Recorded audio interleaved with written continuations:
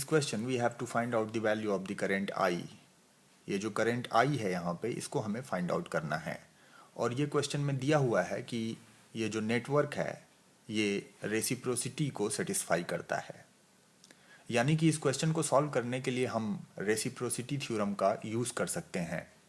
दूसरी बात मैं आपसे ये करना चाहता हूँ कि ये जो फर्स्ट फिगर है इसका आउटपुट टर्मिनल ओपन है।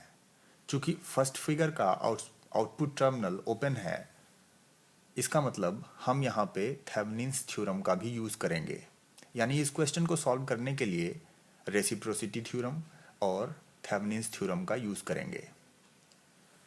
अगर आउटपुट टर्मिनल शॉर्ट सर्किटेड होता और शॉर्ट सर्किटेड वायर में कोई करंट दी हुई रहती, तो ऐसे क्वेश्चंस को सॉल्व करने के लिए हम नॉर्टन्स थ्योरम का यूज़ करते। ऐसे ही कुछ क्वेश्चन मैंने अपने लेक्चर्स में बताए हुए हैं। तो चलिए इस क्वेश्चन को हम सॉल्व करते हैं। तो इस क्वेश्चन को सॉल्व करने के लिए ये बात बिल्कुल क्लियर हो गई कि हम रेसिप्रोसिटी थ्योरम और थेवेनिन्स थ्योरम का यूज़ करेंगे। ठीक है, देखिए ये फिगर नंबर 2 में यहाँ पे अगर मैं इस टर्मिनल को A मानता हूँ, suppose this is A terminal and this one is the B terminal.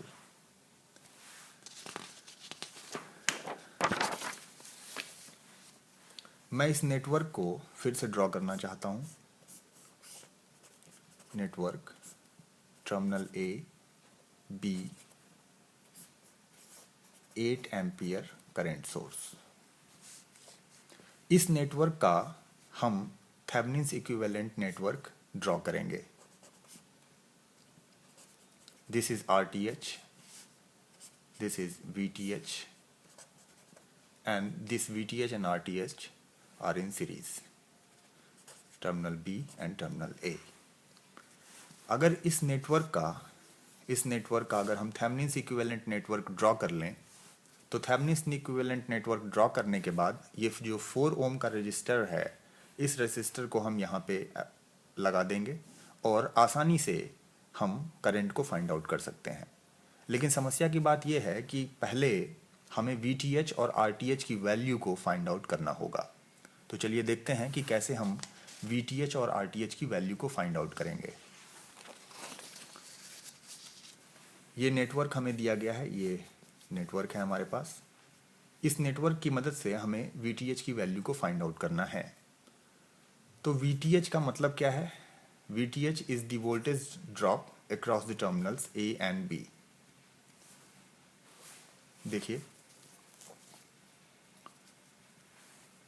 चूंकि हमने पहले ही बात कर ली है कि ये जो नेटवर्क रेसिप्रोसिटी को सेटिस्फाई करता है, इसलिए हम यहाँ पे रेसिप्रोसिटी थ्योरम का यूज़ करेंगे।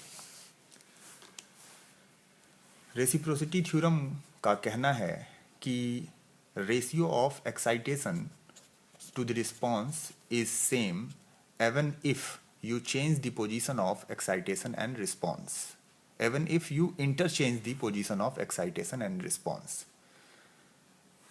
देखिए,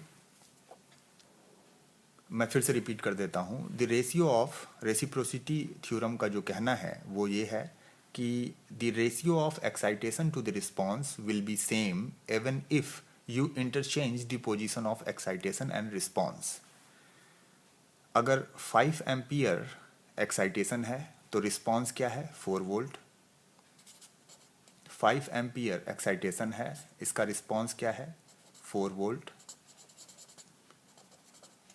तो अगर एक्साइटेशन और रिस्पॉन्स की पोजीशन को इंटरचेंज कर दें, यानी कि अब हम यहाँ पहले तो हम यहाँ पे एक्साइटेशन दे रहे थे और रिस्पॉन्स यहाँ देख रहे थे। अब इन दोनों की पोजीशन को आप चेंज कर दीजिए, यानी कि एक्साइटेशन यहाँ पहुँच जाएगा और रिस्पॉन्स यहाँ पे हम देखेंगे। तो अगर एक्साइटेशन 8 एम्पियर है तो रिस्पॉन्स क्या होगा? Voltage drop across terminals A and B। यहाँ से हम आसानी से कैलकुलेट कर सकते हैं। The voltage drop across terminals A and B will be 32/5 volt. और इसके पहले मैंने आपसे बात कर ली थी कि the voltage drop across the terminals A and B is known as Thevenin's equivalent voltage. तो मैं यहाँ पे Thevenin's equivalent voltage लिख देता हूँ 32/5 वोल्ट। अब हमें RTH की वैल्यू को फाइंड आउट करना है। RTH की वैल्यू को कैसे फाइंड आउट करेंगे? ये हमारा नेटवर्क है, इसको मैं फिर से ड्रॉ कर लेता हूँ।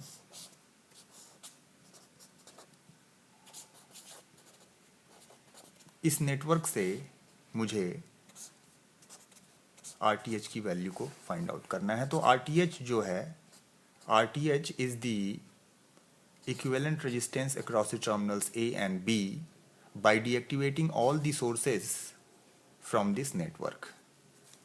तो अगर हम सभी इंडिपेंडेंट सोर्सेस को डीएक्टिवेट कर दें तो ये जो 8 एम्पियर का सोर्स है ये ओपन सर्किटेड हो जाएगा। This is the network. यहाँ पे करंट सोर्स था, इसको मैंने ओपन सर्किटेड कर दिया। This is terminal A and this one is terminal B। अगर ये नेटवर्क है और मुझे फाइंड आउट करना है कि equivalent resistance across terminal A and B कितना है, तो मैं एक यहाँ पे बैटरी लगा दूंगा और यहाँ से मैं ये देखूंगा कितनी करंट ये बैटरी सप्लाई करेगी। और अगर मैंने ये जो बैटरी का EMF है डिवाइड बाय करंट कर दिया तो मुझे equivalent resistance across the terminals A and B मिल जाएगा।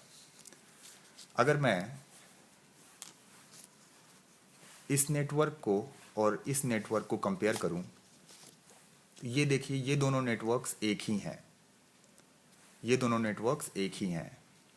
अभी मैंने आपको बताया कि बैटरी लगाइए, करंट को फाइंड आउट करिए और ये जो बैटरी का EMF डिवाइड बाय करंट, ये कर देने से हमें equivalent resistance across terminals A and B मिल जाएगा।